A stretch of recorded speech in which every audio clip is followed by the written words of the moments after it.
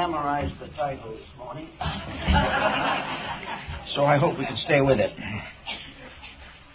I suppose there is no one who, at some time or other, has not gone to a friend, a neighbor, or a relative for advice. And civilization has followed this general pattern since the beginning. We have always turned to our fellow creature in time of trouble if we feel that that person is capable of being of practical assistance. And many are.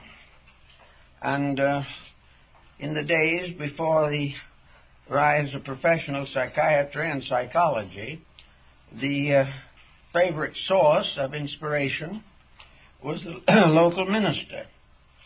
And if he wasn't quite able to handle some practical problem, there was nearly always someone in the community who had a reputation for solving things. Usually the solutions were simple, direct, and obvious, but they were backed by years of experience. So we may say that in the problem of seeking counsel or help, we must try to find persons capable of providing experience information. Too many people trying to help someone just tell what they feel about it. Or if I was you, I wouldn't do that. There is no particular background of insight. The individual who is giving the advice has probably never faced that particular type of situation, and if he has, he may have handled it badly. So the problem of trying to help people, as George Bernard Shaw remarked on one occasion, is the most dangerous occupation that we know. We can get into trouble that way, and of course today trouble is not taken as it used to be, as something expected and almost inevitable. Trouble is now the basis of litigation, lawsuits, broken homes, ruptured families, and almost anything you want to think about. So here we are gathered as a group of people trying to improve ourselves. We want to grow. We want to find out a little more about the values of life so that we can live better. In order to do this, we must search in many cases for some outside assistance. Perhaps we will read a book that we feel has a good answer, or we discuss it with someone whom we regard as authoritative or informed. But always the individual who gives advice has certain responsibilities that he must face. In other words, in order to give advice, it is very definitely necessary to examine our own inner natures. Why do we do this? Is it because we really feel that we are informed? Are we actually able to handle the situation that is brought to us? Or do we try to bluff through on some platitude that has never worked for ourselves? So we have to be careful that we are not trying to play an instructor when we lack the information necessary. It is very important that those who give advice examine their own natures and find out how they themselves have handled difficult situations. Unless they are able to prove conclusively inside of their own minds that they can make a valid contribution to the problem of another person, it is much better to simply decline to pass judgment, because we may be only adding to the prevailing problem. Actually, also, most people like to be suspected of being capable of handling problems for others. We like to feel that we have a certain leadership, that we have a sphere of influence over the lives of those around us. This is really a little more than egotism. It is just a certain sense of self-satisfaction. It has nothing to do with the facts. But if by any chance we are personally ambitious to be recognized as a source of information, that we may often go beyond our natural abilities. We will answer questions that would never meet the requirements of our own experience. Things that never could have happened to us, we will try to pass judgment on or tell someone else how to take care of the situation. This goes on year after year, and nearly every family has in it somewhere an advice giver who nearly always is the one most in need of advice themselves.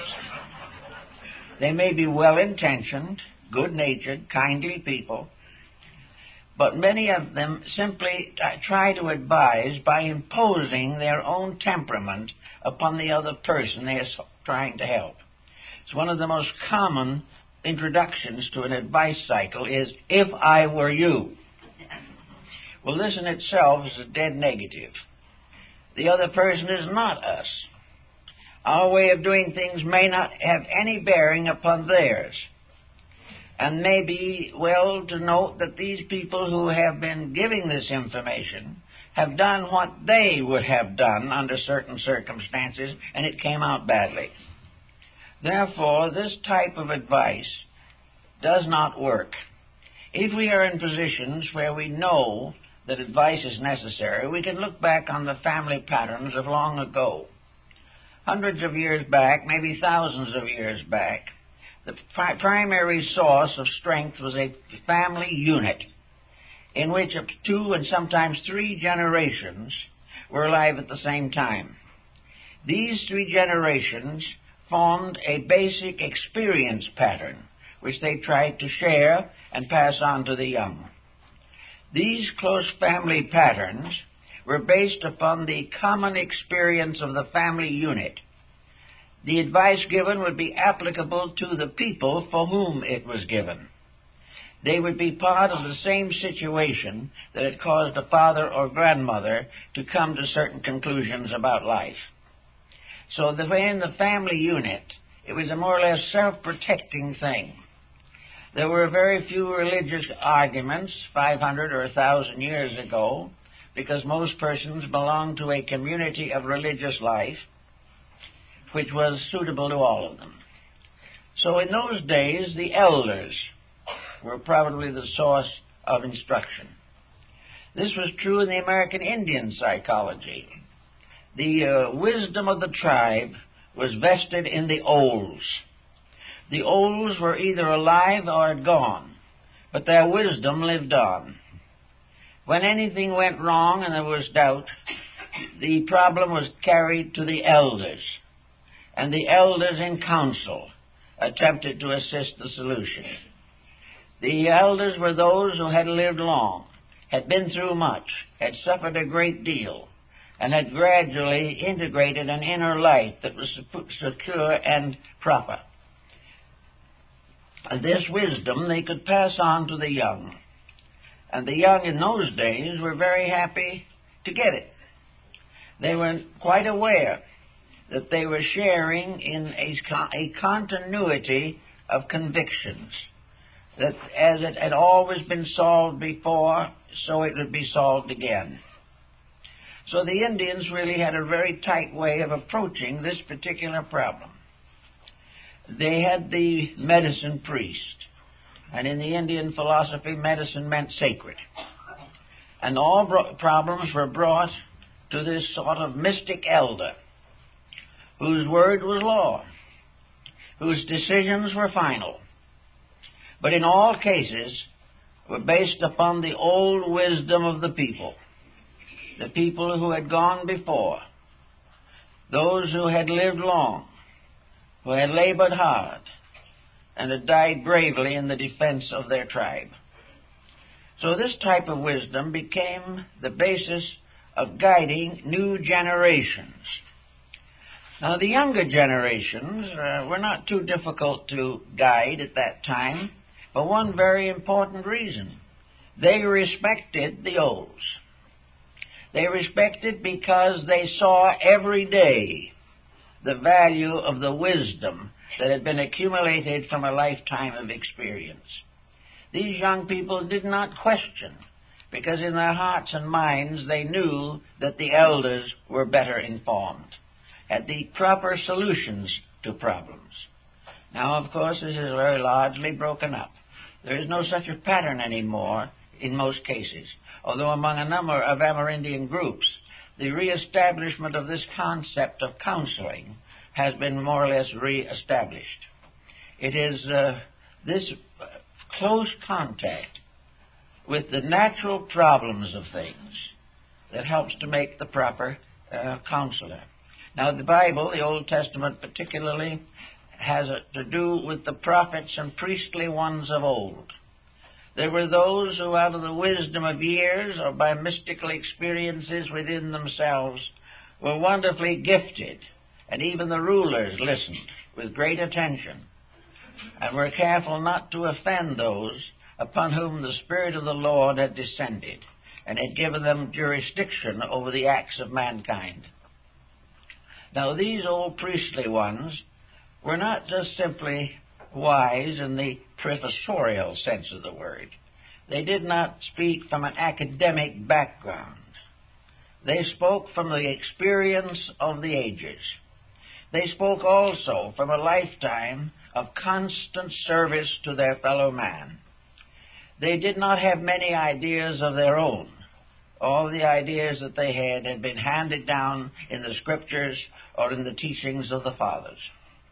So there was, again, a kind of descent of infallibles, things that always had worked, things that always did solve, and which the new generation was willing to apply to their own problems. As the family ties broke and the situation scattered, a great deal of this wisdom has been no longer available to the average person. So today, if we have a problem on our hands and we want help, we cannot simply ask somebody. We cannot take it over the fence with the neighbor. We cannot go down the street and to a friend who plays bridge with us on Tuesday evenings. These are not the ways in which we can hope to find solutions. Of course, the first problem, when faced with difficulty, is to look inside yourself. If you can be completely honest with yourself, you are the best counselor you will ever have. But many people are not capable of that degree of impersonality. They are bound to sit on one end of the scales when they weigh a problem. Instead of following the fact of the problem, they follow the implications that they wish to recognize. But if a problem arises, every individual should really say to himself, have I done everything possible to solve this problem? To what degree am I at fault in a critical situation that is developing? It is much better to do this yourself than to pay $1,000 for an analyst to do it for you. And he may come up exactly with the same answer. But the question first of all is, can we solve it ourselves? Can we solve it perhaps with a little encouragement? Someone that we know and believe in can say, I think you can solve it yourself. You have the proper knowledge, you have the courage, you have the strength of character and the integrity to solve your own problem. Now, this isn't giving advice, it is simply pointing up the possible potential of self-analysis. Well, if it happens that the problem could be within a range of self-analysis, then it's very wise to take the position, in my situation, have I been doing what I should have done, or have I been doing what I wanted to do? And if these two are not the same thing, they can explain a great many difficulties. It is always in our way of thinking that we want to be happy, we want to be comfortable, we want to have every privilege possible to us. But the question then arises, how far can we carry this without damaging other people or debilitating our own ethics? Very often, if we think a little while, we can see why things have not gone badly. We begin to understand how a bad investment may have crippled us financially, perhaps only because we tried to get more profit than was reasonable. All the way along, the individual has to curb his own appetites. He has to put a certain restriction upon his own ambitions. He must live within the area of his own available intelligence. And if he does not do this, he is bound ultimately to come to difficulty. Well, you can look through the situation, and if you have a living parent or someone who is very close and has long been very fair in matters, you can perhaps discuss it a little bit with them to see whether they had discovered in you characteristics and traits which you have not recognized that you have. This does not mean that they will give you important or concluding advice, but they may point out how you can help to solve your own difficulty. Actually, we are all in this world to solve problems ourselves. Now, in a complicated civilization such as we live in now, it is not always possible to do this alone.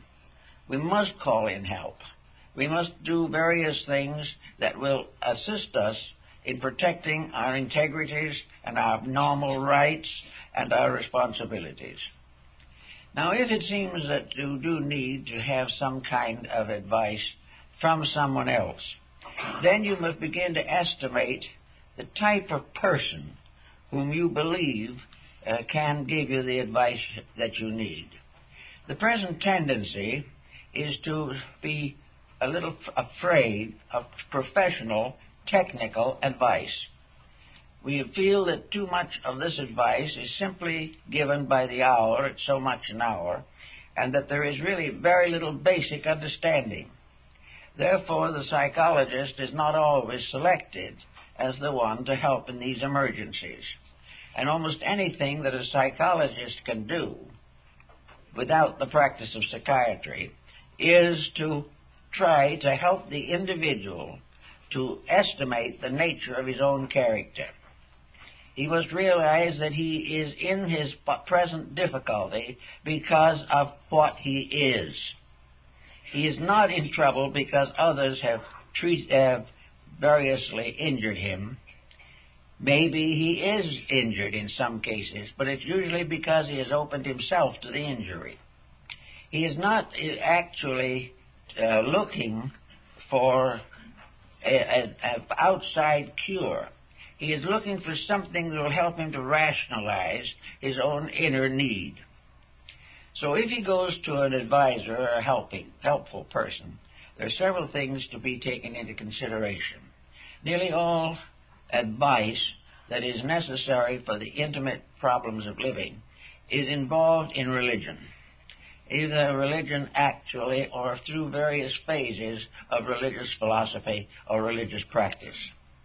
Therefore, the tendency may be to consult a religious person.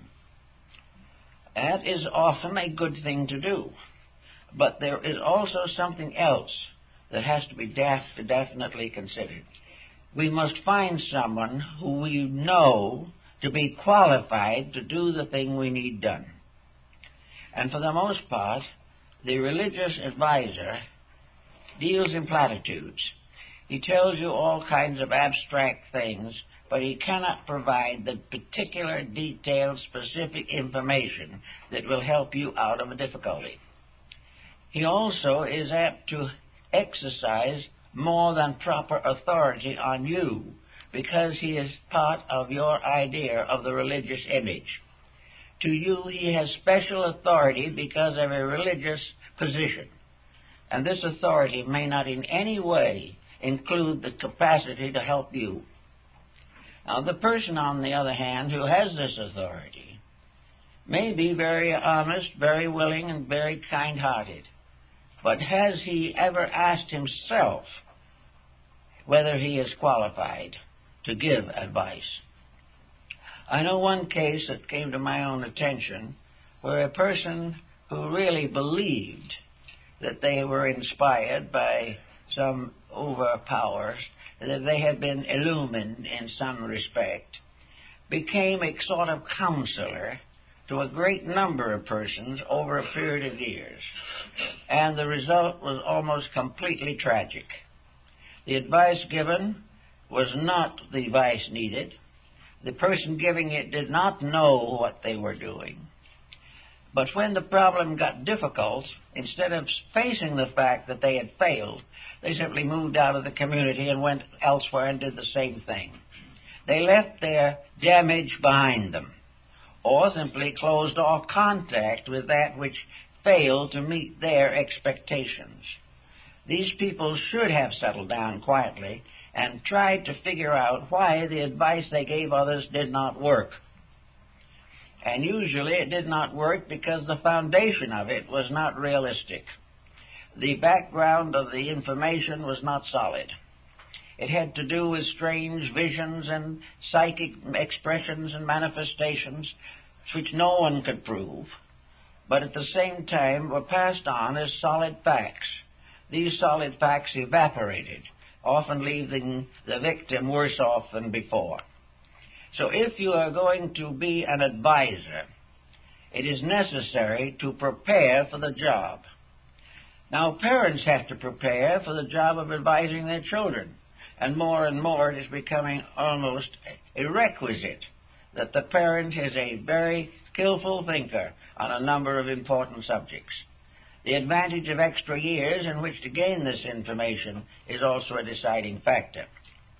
But actually, if you hope sometime or would like to believe that you can really help people, that you can get them on their feet when they're in trouble, and if you believe partly in the Christian ministry of preaching to those who need, or giving advice to those who are forlorn, then it is necessary to have an adequate foundation on which to work.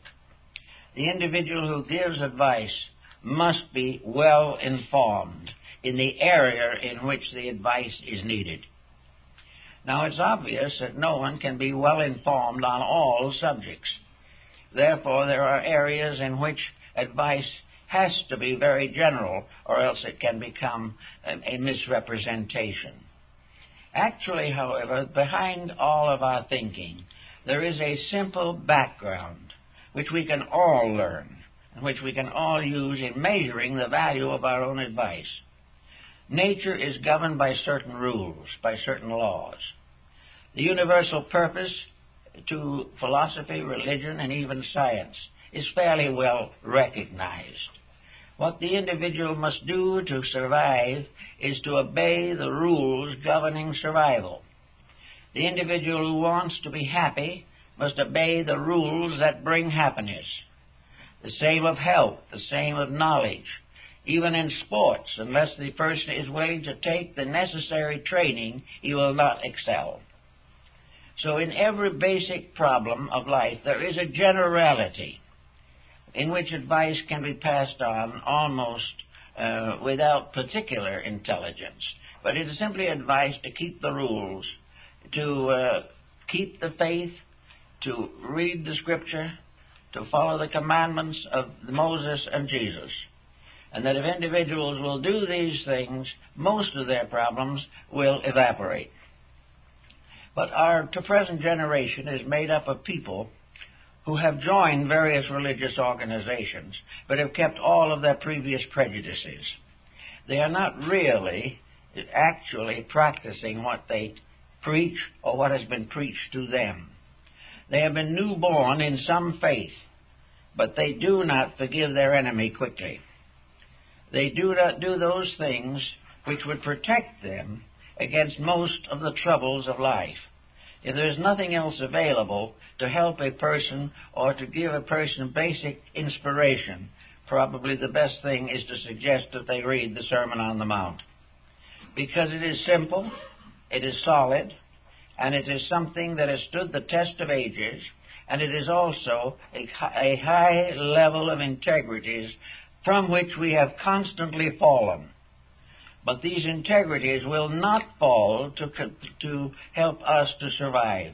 We must go back to them. All solution must be according to integrities. Nothing else will actually do any good. If a person has a problem, he must try first to find the source of it in himself. And if he does that, he probably will not have to go much further, because he will find that what is necessary is a new attitude, a new adjustment, a new relationship with the situations that annoy him.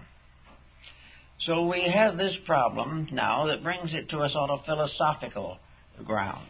There is a school of thought that takes it for granted that if we dominate the thinking of another person, we must accept and assume ourselves the consequences of our own advice.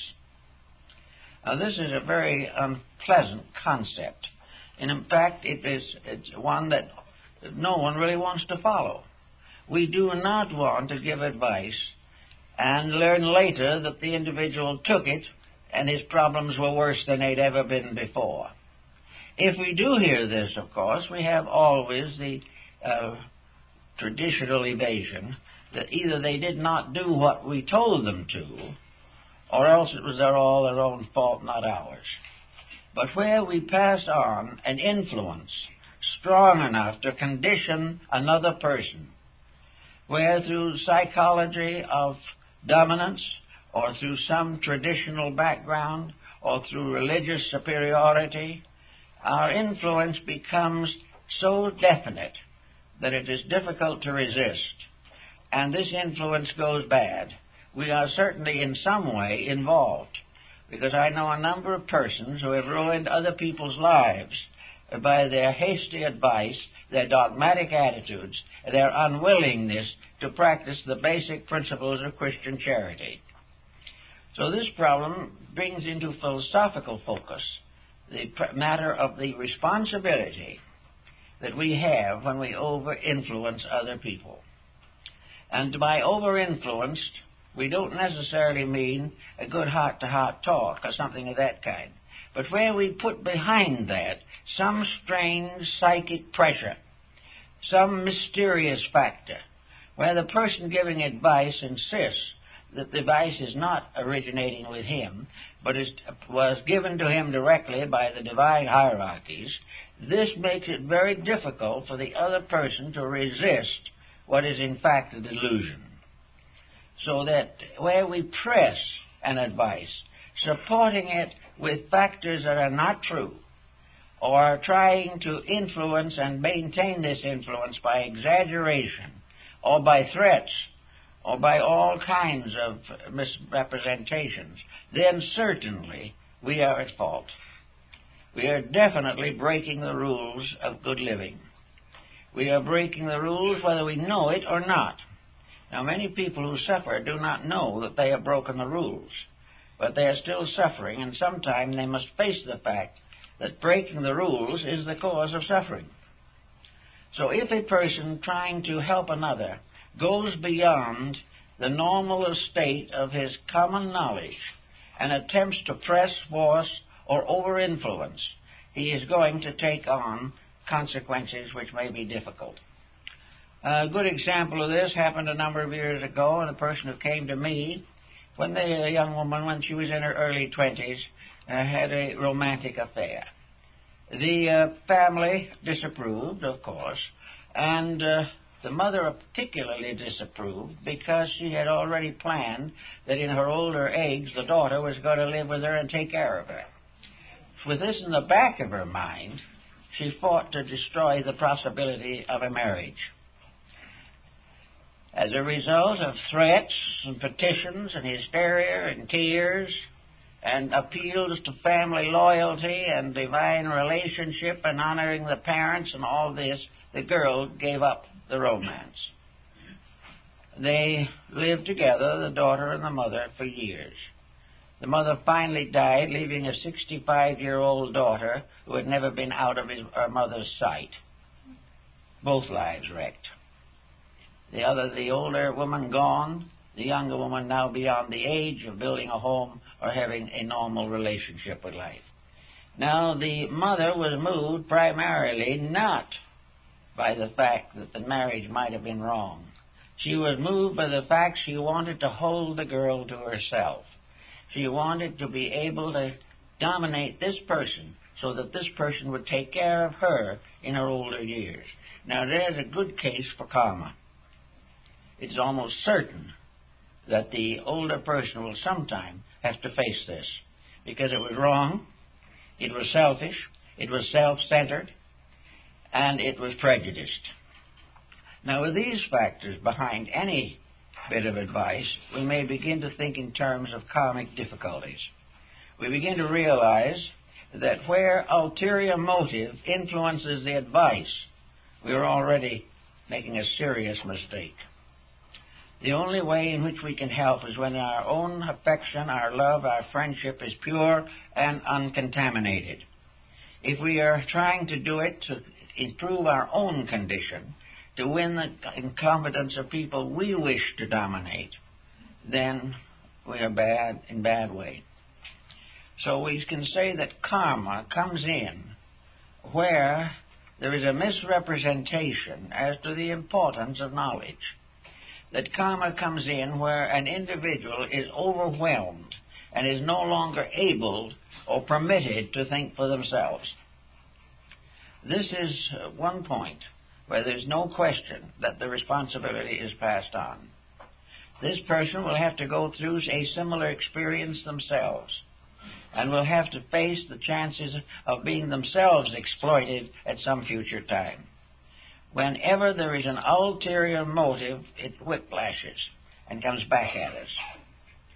Another phase of this particular approach to the situation is that we impose upon others the idea that we are like them and that they are like us in many ways where this similarity does not exist. This is the cause of the favorite statement, "If I was you," and then the decision. But never has it been pointed out clearly that I am not you. And for that reason, the whole problem is badly complicated. The woman comes to her neighbor across the fence and says she's going to divorce. And the neighbor says, "Of course you are. You are certainly going to divorce. He's a perfect brute. How did you live with him this long?" The other neighbor, who knows he's a perfect brute, knows it because the wife has told her. She may never have met the husband at all. He might be the perfect brute. You never know. But the neighbor advising, wherever an advice involves a situation that is not obviously constructive, must be taken with a grain of salt. It is perfectly right to say, if you feel that you need to separate, that is your decision. No one should interfere with it. If you want our opinion, we can't give it because we don't know. But somewhere in the great teachings of mankind, there is an answer to your particular problem. And when you get to that answer, you will find that it is constructive, idealistic, and inclined to help the person to grow. Comparative religion helps in this a great deal, because many different religions emphasize different aspects of human relationship. And these different aspects can be applied to the problem of the moment.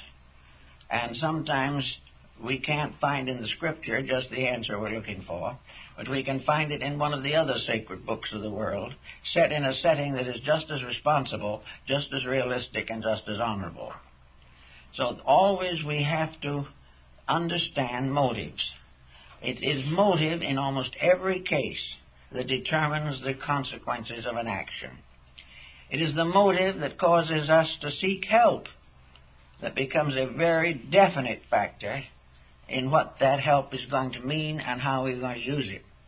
It is the motive to be a teacher or a helper or to gain a local reputation for omniscience that makes the individual say things that he shouldn't say. He also may be influenced by a financial situation in which his financial success depends upon agreeing with aggrieved persons who are willing to pay an exorbitant fee. So all these things have to be kind of sorted out. If we are parents, the law is that we have the right to help these young people, that we have a right to coach them in the things we believe is right. We have a right to chastise them in some way if they break the common rules of life before they're old enough to understand them. We have a right to try and make honest citizens out of our own children. We can do all that is possible. But also, it is very likely that the effort will be clumsy, extremely clumsy. We will simply demand obedience, and we will never question in ourselves whether the thing we wanted them to do was suitable for them to do. We demand obedience and allegiance and unquestioning acceptance, but when the child stands a few feet away and looks back at us, they find that we are not the responsible person who could hold their confidence. So there is rebellion where the conduct of the parent is not consistent with the natural integrities of a child. If these integrities are blighted long enough, they will then be corrupted also, and the trouble will spread, sometimes through several generations. Actually, then, all ulterior motives have karmic consequences. The only thing that has no negative consequence is that which is done with fullness of spirit, kindness of heart, and with all the wisdom, insight, patience, and temperance that we can possibly focus upon the situation. We must in no way try to over-influence. We mustn't fall back upon hypocrisies to strengthen our position. We must not try to plead with a person on some religious grounds which is inconsistent with their believing. All of these side factors have to be faced. Now, advice is something that's not really a mental thing at all, after it's all said and done. Advice is an exchange of inner understanding. It is a communication on the level of the human soul. The advice that is given without love, without charity, without honor, is not advice at all. It is rather that we must recognize that as the deity, in one way or another, implants upon the face of nature all the truths that we need to know. And man, over the course of ages, has gradually interpreted many of these truths into works, sacred books, art, music, literature, philosophy, and science. Therefore, the great book of solutions unfolds around us all the time. We have to always try to move only from the deepest side of our own nature. This doesn't mean that we can't think, but it means that the real basis of our understanding is a subtle sympathy by which we find ourselves close to suffering and anxious to serve its solution. Any other motive will get us finally into trouble. Always we must realize that our own experience may not be the necessary thing for another person. We have to try, therefore, to gain as much understanding and insight of experience as possible. My reactions to these things have been largely on the level of comparative religion. I'm a little worried about intellectual philosophies because they do get into trouble themselves quite easily, and the sciences ignore too large a part of the person. But in a mysterious way, comparative religion will show us the good in many faiths and help us to find the answer to the problem that we ourselves face. There's a story in Buddhism about the general of the armies who went to Buddha. And he said, "Master, you teach peace. I am the sworn ruler of the armies of my king. I have sworn that I will defend the state. I will defend the liberties of the people. I will defend the ruler, if necessary, with my life. Now you tell me I should be a man of peace." And Buddha said, "Well, not necessarily. The dedications that you have made voluntarily. And you believe they are right. And you believe they are necessary to protect the state. And you believe, if necessary, that you will fight for the state to try to help it. That's all part of your way of life, with one thing you must remember. If that is the way you want to live, you must be prepared to die that way yourself. In other words, if you are a soldier, you must be prepared to face the dangers of that occupation, justified by your belief that it is right. But always any right that is not peace must be guarded by the fact that the person who tries to fulfill that right shall take the same penalty that might be bestowed upon another by his own action. So all the way along you'll find little fragments in the teachings of Confucius, in the teachings of Lao Tzu, of Buddha, of Muhammad, of all these teachers. There have been moralists among them, mystics in most of these groups, who have tried to solve the problems of life. And they say, for instance, if you are a badly problemed person, if you have a great deal of difficulties and you don't know what to do about them, perhaps the Coptic monks of the desert or some Zen monastery in the hinterland of Japan has something for you. Take your problem, perhaps, depending on what it is, and simply settle down to the organization of your own inner life. Depend more and more upon the spirit in you and less upon your appetites. Cling closer to your aspirations and do not be over-influenced by your ambitions. Little by little, cleanse the compound of your own nature so that you are not concerned primarily with the gratification of any sensory perception, as Buddha points out. Your real purpose is to learn to get along peacefully with eternity, with the everlasting rightness of things. Along peacefully with eternity, with the everlasting rightness of things, with the eternal justice and the eternal mercy of the infinite. Do not try to get along with the false notions for which you may give your life, for which you may sacrifice your happiness, or break the responsibilities you have with family and home. Accept all of these things, as they do in the Pure Land sect of Buddhism in Japan.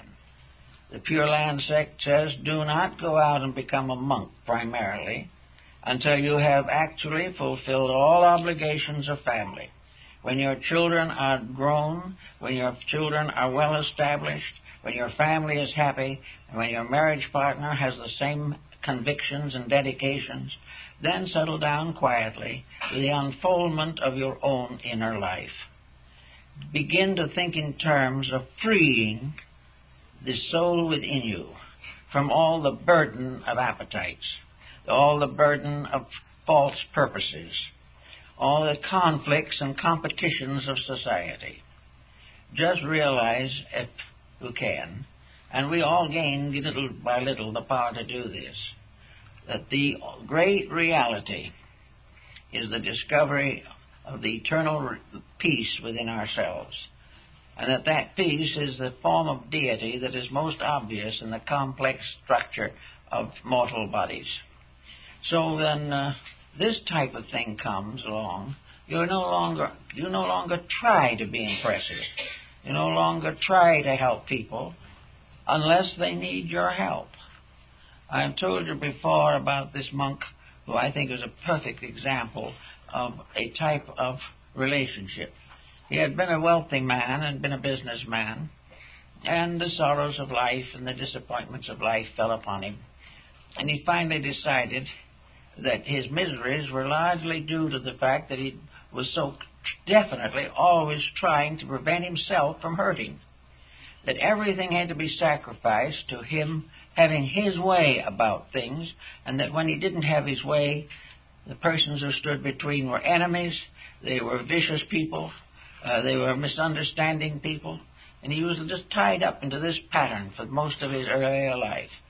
So he simply put on the yellow robe and became a mendicant. And he made a very simple career out of being a mendicant. He went along the country road and he saw a house with a leaky roof. So he mended the roof, blessed the people, and went on and charged nothing for doing it. In another house there was a group of people, someone was very sick, and the children were underprivileged and in trouble, and the house was run down, and many people were afraid to enter because of the ailment. So he just went in, washed the children, gave them baths, cooked the food, helped to nurse the sick person till they recovered, and then disappeared. He spent nearly 40 years doing this, from one place to another.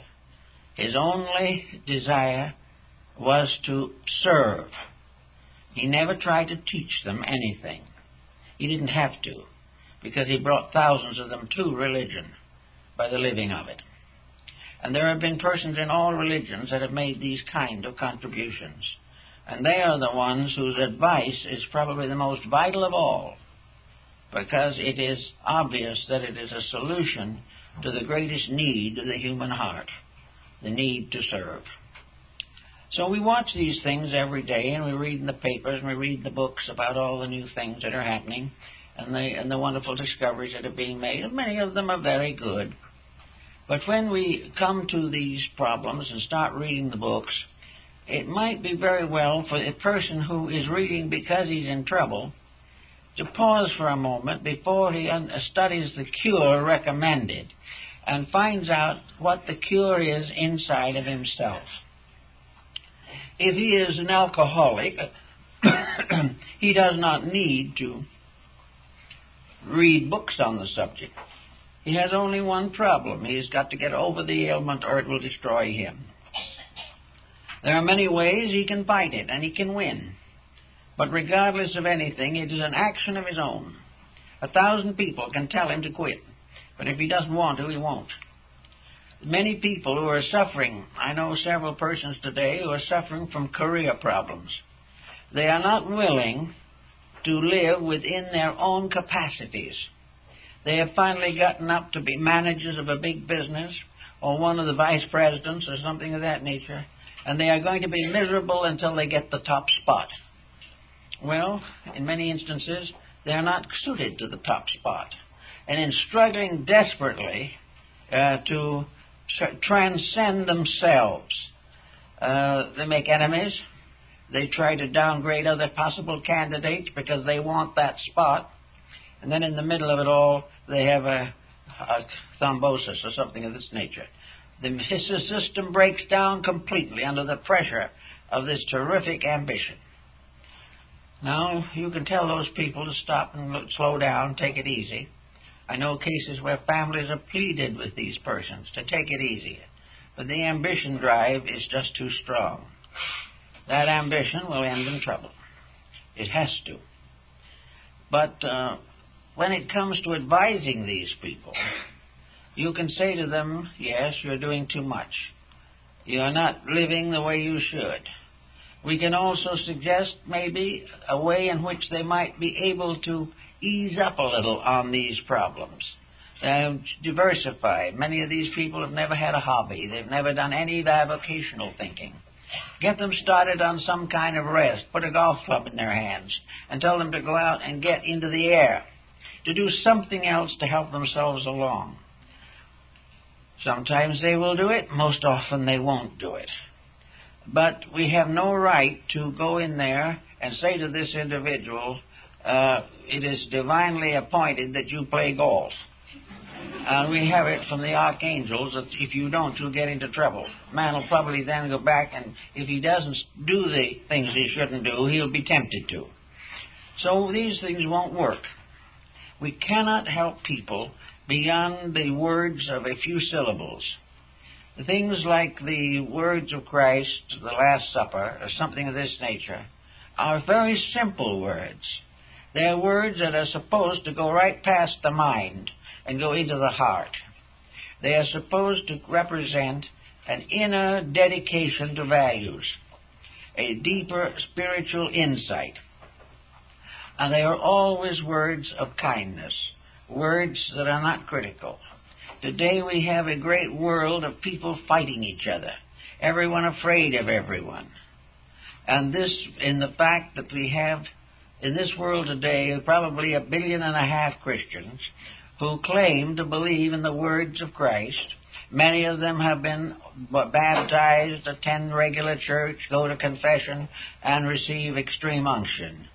But why do these people not ever seem to get around to the words of the person they consider to be God on earth, the personal only born of the Father, where he says very simply, love ye one another. Now everything else really in the form of advice fails, because that is the basic advice. And on that you can build all kinds of relationships. You can make all kinds of interpretations of how things should be.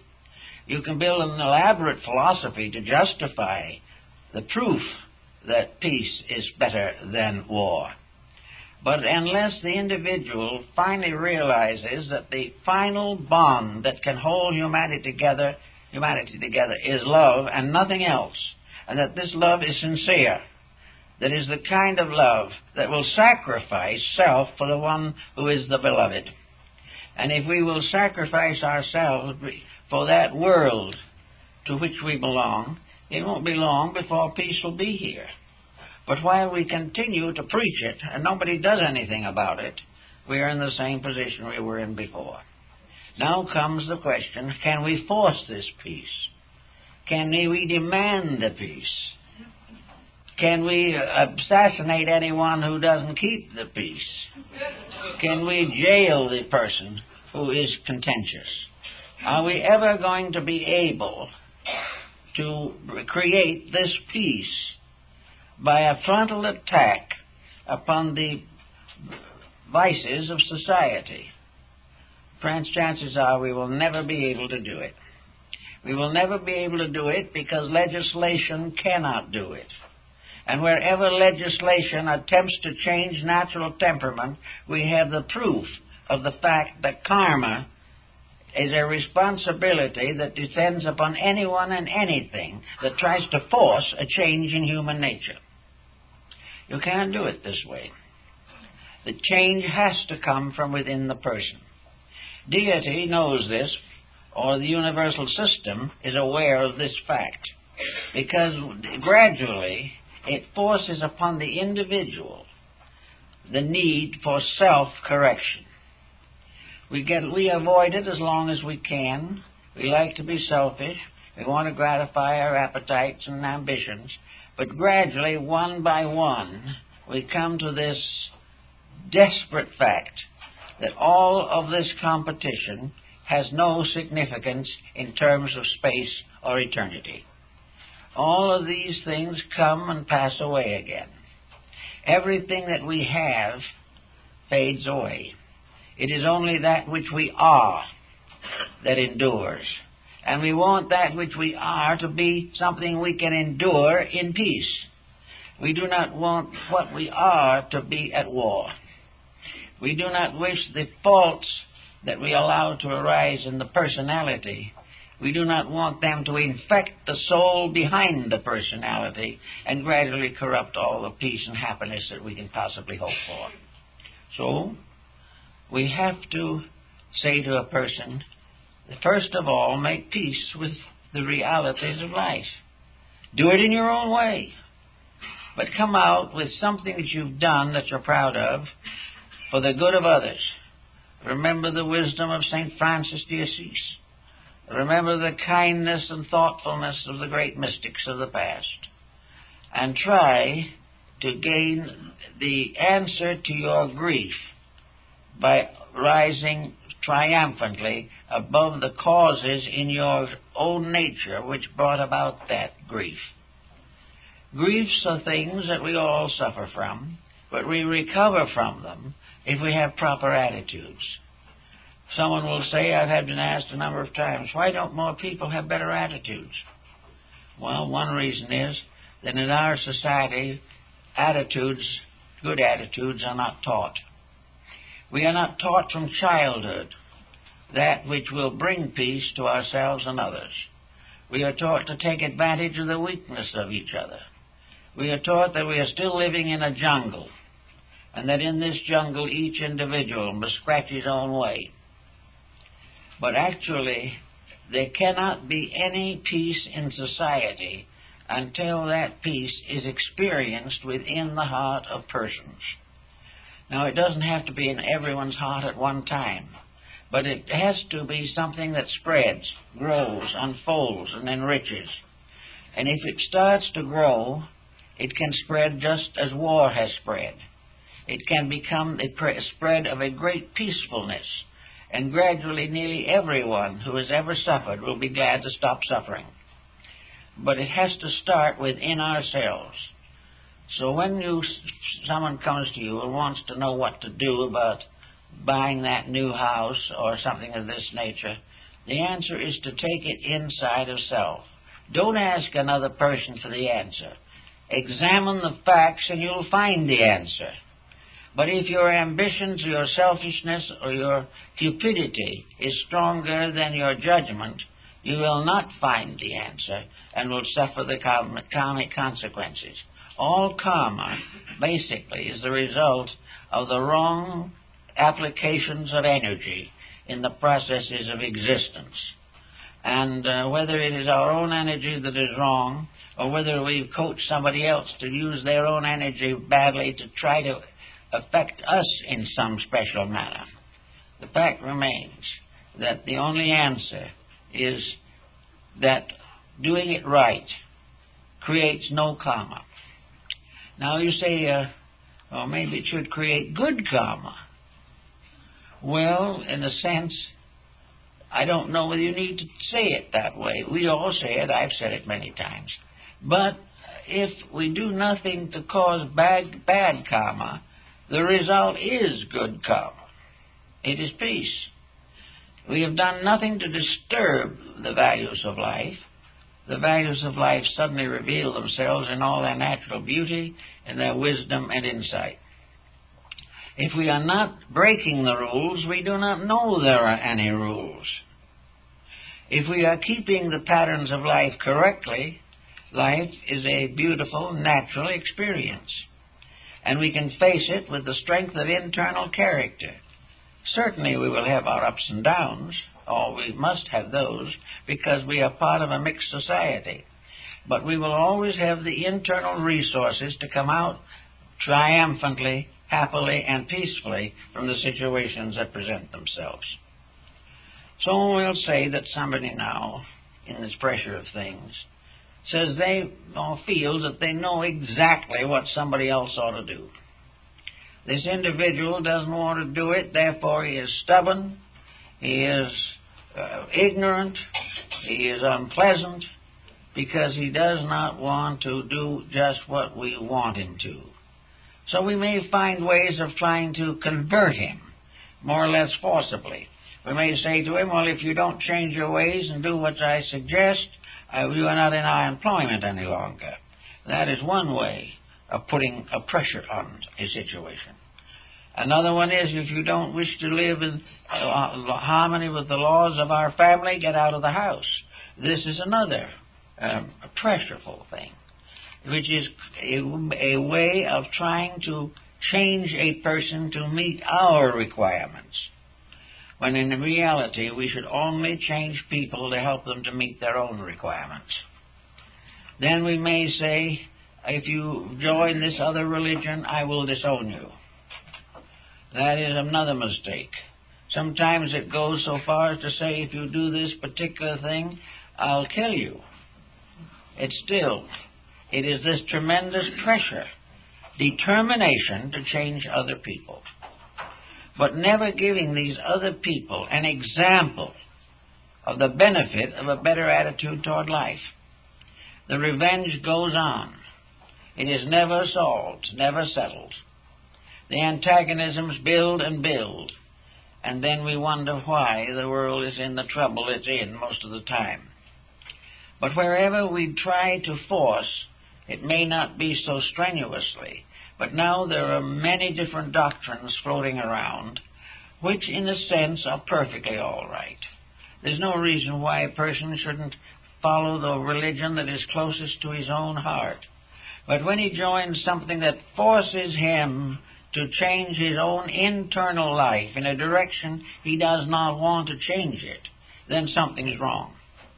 If this belief cause forces him to do things that he is not ready to do yet, and he tries to do them, he will be in trouble, and the group will be the victim of its own bad karma. If this other group wants him to perform actions that are unethical. For instance, desert a family or neglect people, or to turn their financial resources at the expense of family into some organization. These things are leverages in which a person is over-influenced, forced to do something, either by intimations or by actual threats that are not what he wants to do. Then he is in trouble. And the only answer in that situation is, if what you are asked to do is below the level of your own integrities, refuse. And if the refusal makes you an enemy to the group, retire. Do not allow any belief, no matter how religious it may be worded, to cause you to break in any way the commandments in the Sermon on the Mount. Never compromise principles because human beings demand it. That organizations are built up which are contrary to ethics, that is their business. But we cannot afford for one moment to be over-influenced by them. So that is where your bad karma comes in. Now, if you have become associated with a group and it wants you to do something that you shouldn't do and expects you to propaganda that group and influence other people to do what you do not believe, and you try to do it, then you are making karma. You are breaking the integrities of life. Now, karma is not just a penalty. Buddhism, Hinduism, most of the religions of the world that accept karma as a reality do not regard it as basically a punishment.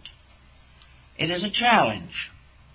Karma is not something desperately bad that's falling on your head. Karma is a gentle reminder that you have done it wrong, and that therefore it is time to rearrange your values.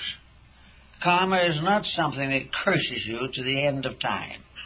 Karma is something that invites you by an object lesson to improve your own conduct. If you accept karma as a challenge of integrities and rise above it as such, you will find that there is always a silver lining and there is always a compensation for the improvement of conduct. So never think that karma is like damnation or something of that nature. It is not even purgatorial. It is simply nature telling you that you have broken the rules. And that's because you have broken the rules on one level, you are physically ill. You're not physically ill because you were predestined and foreordained to be sick. You are ill because you have broken some kind of a rule of health. You are worried. Well, your worries are probably quite justified in some things. But if you worry and get headaches, it maybe become ill, then your worry is obviously causing a karmic reaction, because nature says you will not get far by worrying. Worrying is a destructive emotion, and destructive emotions never result in good. When the problem comes along, consider it, meditate upon it, study it, but never fear it. Try to do the thing that will take care of it simply. If it cannot be taken care of, learn to patiently live with it until it clears. But do not worry. Worry is a negative emotion. It will give headaches, it will give sickness, it will disturb your personal life, it will disturb your career and everything else. The same is true of mostly every negative attitude. You come through life and you come in here and there's a drive in you of ambition. There is a demand for success that seems to be built into you. Well, that is in all probabilities part of the message that comes through from a previous life to remind you that you were trying to be more than you should be then and haven't gotten over it. When this type of thing comes along, relax, do the thing that you can do well, but do not strive beyond a reasonable point or you'll get nothing out of it but sickness. If in the course of all of these experiences you begin to flirt with justice and do things that are illegal, immoral, or unreasonable, then more karma comes into play. But if you correct these things, the karma ceases. And if you didn't do them in the first place, there wasn't any karma. And the individual who lives a simple, direct life is going to be the saint of tomorrow.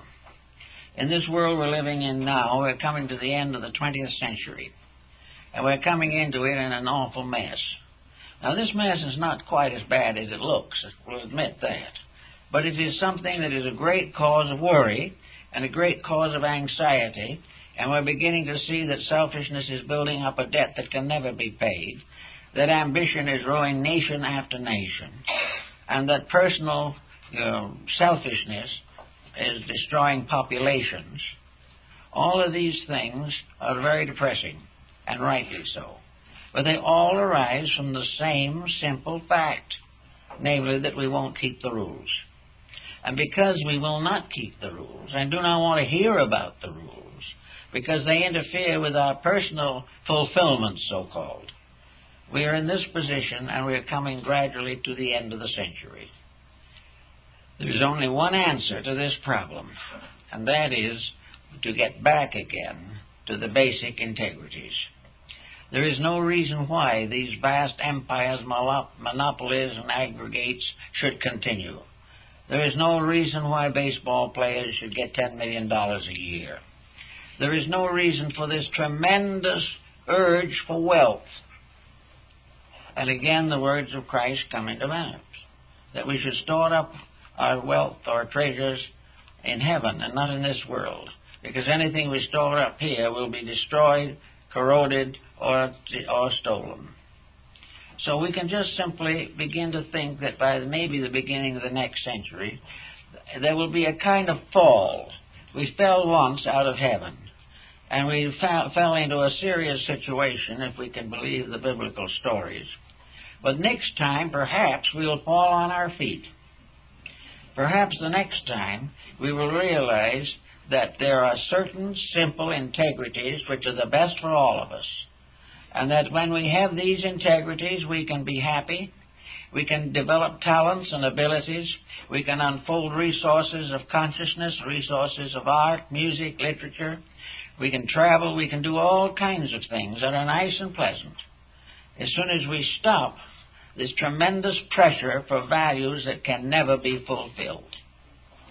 So if we break the rules, it is not so much that we are being punished. It's simply that the blackbirds have come home to roost. We have done certain things, and we must take the results of these things. And until we correct them, they will continue to haunt us. There's no use going to somebody else to ask them how we can survive gloriously the consequences of our own mistakes. There are a lot of counselors that will take on the job, though, for reasonable consideration. They will tell us that we can do anything we want to do, and that all this idea of morality and ethics and so forth is something that is being used by the intellectuals to imprison the common man. That actually we can all be millionaires. Years ago, there was a man said, if you really want to be a millionaire, all you have to do is keep your mind on your second vest button and make sure that your chest is pushed out against it all the time. This does it. As I remember, he died poor. But in any event, we will have all kinds of advice on how to control other people, how to make the great steps forward into luxury and extravagance. We will be told that our morality is an interference with our success, that integrities are old-fashioned and out of date, that what we should do is scurry around and get other people into as much trouble as possible. Well, those giving this kind of advice are the ones who are building up some pretty bad karma, because they are perhaps going to sometime have to live in a world which is not that kind. Supposing in the next century there is a major shift and simple, honest values become important. We are no longer so ambitious about everything. We're perfectly happy to live along in comfort and peace and quietude, and that wealth will have lost all of its attraction for us. About this time, those who have been preaching the importance of wealth and power and all those things will come in again with the same preachment, and no one will be listening. No one will care. These people then will go through a terrible pressure of finding that all of their processes, all their willpower, all their determination is powerless against the common sense of an enlightened majority. The moment we become a little reasonable, all this unreasonable policy will vanish. The vast inflations will slow down the moment people think. And when we begin to do this, then we will have what is called good karma, which is really just normalcy. And the bad karma is simply unwillingness to keep the rules. And of course the rules are all kinds of things. Everywhere there is a pattern. And if we want to study, or we want to read, or we want to examine into things, it might be good to try to a little basic summary of the basics of the various sciences, arts, philosophies, and religions, that we find how it all started, and that these things are kind of basic things growing up with us, and that somewhere in them we will find the answers to the problems that we need to know. It's very important perhaps to a scientist to put another ship on the moon or something, but it is also terribly important to cut down the divorce rate. We are going to find that we'll never be happy until we do the simple things well. And when we do the simple things well, we may discover that a lot of the difficult things are not necessary anyway. We are becoming too complicated.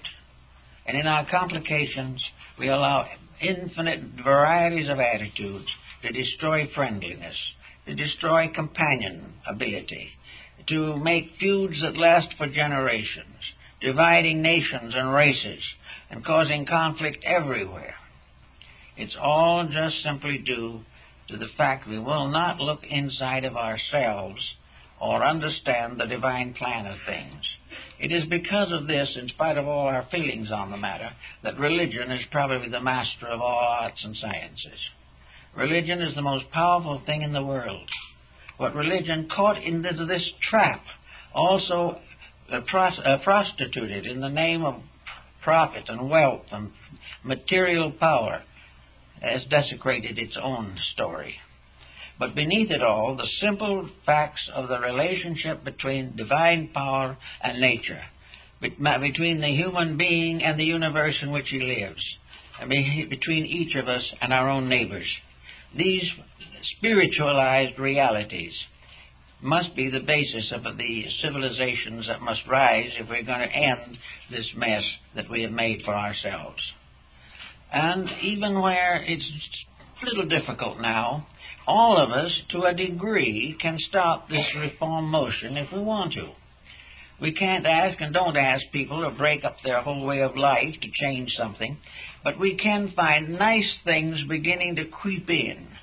We can find a little more friendliness, a little more patience, a little deeper and more satisfying love. We will find that domestic grievances do not necessarily have to break homes, that there is always a way in which a greater love will mend a lesser one. There is no reason why we should be building always to defend ourselves against hate. These things, little by little, we can overcome in ourselves. We can reach out and cure a grudge that we've had for a long time. We can live within our means and not have the fear and anxiety of debt. We can give a little more time to the children if we want them to give a little more peace to us in later years. Everything can be done the moment we begin to put values where they belong. And until we put values where they belong, we're not going to get the results. And anyone who tells us that we can have a peace we have not earned, a prosperity that is not firm in our own achievements, that we can be happy without deserving it, that we can be healthy and break all the rules of food, that we can be robust and everything and at the same time be on narcotics. Any type of instruction that does not demand the correction of the faults that have caused the ailment, any such instruction and those who carry it on will be part of a karmic load that they have to carry. For if we do what they make us do, or impel us to do, or advise us to do, and it is wrong, we will suffer. And because they have made us suffer, they will suffer too. There's no way around that perfectly frank, reasonable, natural fact. So each of us should stop trying to prevent suffering coming from us to anyone else.